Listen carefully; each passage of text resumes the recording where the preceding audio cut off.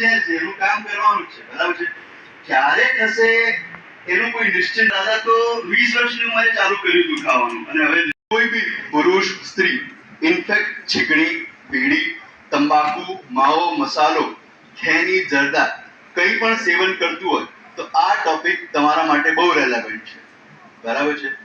સો મોના કેન્સરની કામ કરતા હોય છે અને કામથી થાકી જાય તો એનો સ્ટ્રેસ, એનો તણાવ રિલીવ કરવા માટે બીડી, તંબાકુ, સિગરેટ, ગુટકા વગેરેનું સેવન કોમન હોય છે, એટલું બધું કોમન છે.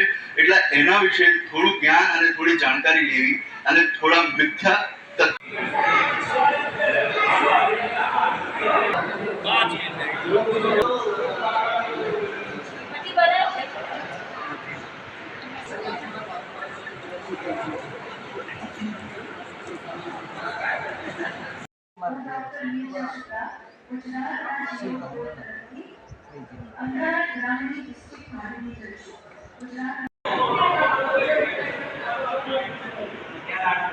આને કેમ બાકી રાખી?